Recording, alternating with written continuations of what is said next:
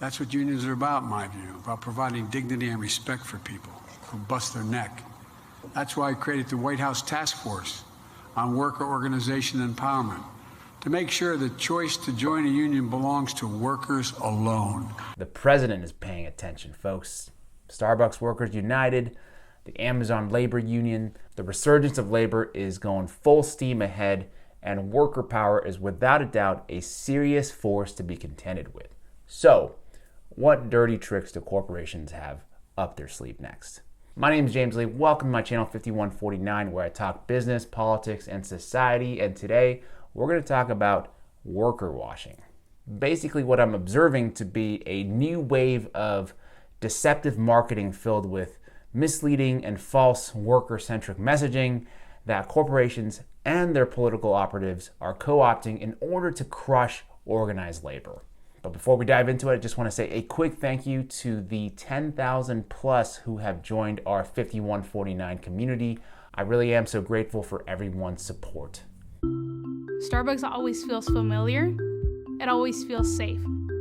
Just coming in and seeing a friendly, familiar face wearing one of these guys, that to me feels like home. This is a community for me, and these are my friends. And I get paid to go to work every day and hang out with my friends and do great work. We're here to uplift people, creating a culture of warmth and belonging, where people do really hard work, smart work, over a cup of coffee. We're not in coffee business serving people, we're in people business serving coffee, and that was very evident by the culture. I think it's an important term that we call each other partners because it emphasizes that we function as a team, as a family too. Right, we're partners, we're a team, we're a family. Makes total sense then that, quote, Starbucks workers are facing down one of the most intense union-busting campaigns in decades. A little bit of cognitive dissonance there, and Starbucks isn't the only one. Amazon shows so much love to their employees in their commercials, but in reality, it's all smoke and mirrors. Here's a recent headline, quote, Amazon thinks its abortion benefit will distract from its union busting. With Roe versus Wade potentially dead, Amazon is stepping up and falling embarrassingly short, all while ramping up its dystopian union-busting efforts. Come on, I mean, what bugs me so much, it's always kind of like a clown show. It's never about addressing an issue or a problem. It's always about politicking, pandering, or some kind of performative theater. As Starbucks tries to crush a growing union drive amongst its workers, the company's executives quietly admitted to investors that their anti-labor activities may destroy the coffee giant's public image. In the fine print of the company's recent government filings, Starbucks first admits that, quote, our wages and benefits program may be insufficient, but then slams unions, saying if labor organizing is successful, quote, our labor costs could increase and our business could be negatively affected. Then the company made a stunning admission, quote, our responses to any unionizing organization efforts could negatively impact how our brand is perceived and have adverse effects on our business, including on our financial results. Right, on one hand, corporations like Starbucks are like, we don't pay people enough, but we don't want to either. But then on the other hand, we also don't want the public to know that we don't pay people enough. We've talked a lot about following the money, and we're going to keep at it because we understand the game. Corporations, they have the money, but they would much rather put that money into the pockets of politicians and lawmakers instead of into the hands of the people, because that's how the game is played and ultimately rigged. During the 2020 election cycle, corporate PACs contributed $172 million to federal candidates. That's almost 40% of all PAC giving, making them the largest source of PAC contributions in the country. That is what I call homeostasis. That's how the corrupt game works. That's how laws are made. We understand that. The corporations understand that. Even the politicians understand that. In a democracy, we all matter. Our voice and our vote must matter. But since the disastrous Citizens United case in the United States Supreme Court, we now have the voice, millions of Americans, being muted and drowned out by millions and billions of dollars of corporate cash pouring into elections all around this country. This is damaging the United States. It's damaging our democracy. That's why I have said I will not take corporate contributions. Because of the corrosive effect of corporate money in politics, I've decided from this point on, I am no longer accepting corporate PAC checks into my campaign. I've taken a pledge not to take a penny of money from corporate PACs. I do not want to feel beholden to them in any way. I will hear everybody out, but I want to do what's best for the people of this district. That's right, big-time politicians have been refusing big-time money. According to reporting from The Intercept, by the start of 2021, 1/5 of Democratic lawmakers were refusing corporate PAC money. Now, if you're thinking the way I'm thinking, this deviation can't go on forever, right? I mean, at least not without a fight to restore what I'm calling homeostasis. I'm going to read a tweet from the NABPAC. Candidates can run the kind of campaign they want, but what happens when they reject contributions from employee-funded PACs? It sends the message to American workers that their voices aren't valid simply because of the way they choose to give.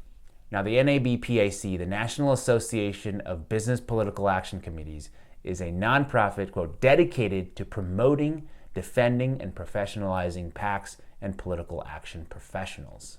Yes, it is they who speak for the will of the workers. Kidding, of course, but I am serious about the fact that the group's new strategy is to try and rebrand corporate PACs as employee PACs so that politicians who swear them off can be castigated for silencing workers' voices. A lot of quotation usage there. Businesses recognizing the more hostile political climate have started incorporating the new employee-focused framing into their messaging. BP started calling its corporate PAC its Employee Political Action Committee after the January 6th attack. Companies like Ford, General Motors, MGM Resorts, JetBlue, and Lockheed Martin followed suit. This is a recurring corporate playbook. Take a populist issue, a legitimate issue that people care about, co-opt the language, buy them some breathing room while they then work their magic behind the scenes and do everything they can to destroy this movement. Quote, "This is all branding. There have been no regulatory changes," said Sarah Briner, research director for the Center for Responsive Politics. "The vast majority of donations come from executives, lobbyists, shareholders, high-ranking people, and their family members." Of course, they have to gaslight you a little bit because in no world is the interests of the shareholder, the executives, and the lobbyists aligned with the interests of the worker or the rank-and-file employee. That just can't possibly exist, at least in this reality. Indeed, corporate political activity is often at odds with the interests of workers, like when a PAC representing restaurant chains donated tens of thousands of dollars to fight efforts to raise the minimum wage, or when Apple fought legislation to stop forced labor in China, or when Murray Energy lobbied the Trump administration to roll back mine safety regulations. Now, you and I know exactly what's going on here, and it's probably not a surprise, but I'm also keenly aware that most people just don't have the time to follow this kind of nuanced assault on the truth. And that's not the fault of people. It's just the unfortunate reality of working in this kind of hamster wheel type environment that's been deliberately created to keep people preoccupied and distracted. And so a misleading headline here and there from a mainstream outlet or two becomes the new reality. Political giving from Northrop Grumman's employee-funded PAC reached $4.8 million last year, the Washington Post reported in 2021, referring to the defense contractor's corporate contributions. Politico covered Juul's 2018 corporate PAC launch by calling it an employee PAC. Roll Call said in January that the Home Depot's, quote, almost $7.5 million to politicians and political organizations working to weaken access to abortion came from its, quote, employee PAC and other means. Other examples have cropped up in the Wall Street Journal, The Hill, Fox, and Financial Times. Most folks maybe catch a couple minutes of the news every week or two, and in terms of labor, they'll probably have heard some things like unions giving Starbucks and Amazon hell. And look, we have these employee PACs fighting for the interests of the people. Very interesting. But that's all a deception, a misdirection, an obfuscation of the truth. For Democratic candidates who swore off corporate PAC money in earlier cycles now looking to boost their campaign coffers, the employee PAC language is providing a lifeline. Representative Cindy Axne, Democrat of Iowa, who flipped her House seat in 2018, recently began accepting corporate PAC donations after swearing them off in her first run for Congress. Quote, she is accepting donations from everyday Americans, whether as individuals or through employee pooled groups, so she can stay on a level playing field while working to keep someone in Washington who is on Iowa's side. Come on, that's so cringe. Oh, I know I'm taking all this multinational corporate money, but I'm on Iowa's side. Representative Lane Luria, Democrat of Virginia, who also swore off corporate PAC donations in 2018, reversed her position for the coming cycle and began accepting PAC donations from entities like Lockheed Martin, Boeing, Walmart, Alphabet, and Raytheon in the final weeks of 2020. She picked some real winners there.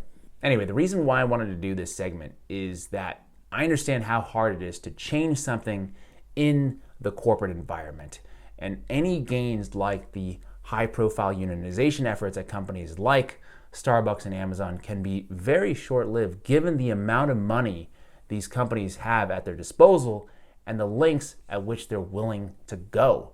Because no amount of rebranding can change the fact that the sole purpose of corporate PACs is to buy more political influence in hopes that politicians enact policies that help them increase profits. Corporate PACs today remain quite active, largely because they're one of the key ways corporations can reach members of Congress. Quote, if you're one of the many corporations trying to compete for a politician's time, PACs are an easy signal that you want the relationship and are willing to invest in doing so. So whether the so-called employee PACs, that in my opinion are actually bribes, are in support of things like loopholes to avoid taxes, or weakening labor laws so workers can't organize as effectively, or undoing consumer protection laws that make it easier for corporations to price gouge, we must stay vigilant by calling out corporate marketing ploys that masquerade around as representing the will of the workers. That is all for this week. Thank you for listening to my thoughts. And now I want to hear yours. So please write to me and everyone else in this community in the comment section below. Also, let me know if there are other topics you'd like for me to explore. And if you want to support my work, please click on that like button, share this video, and consider subscribing. And of course, if you really love it, click on that notification bell icon so you could be the first to watch each week. And as always, thank you so much for your time, and I'll see you next week.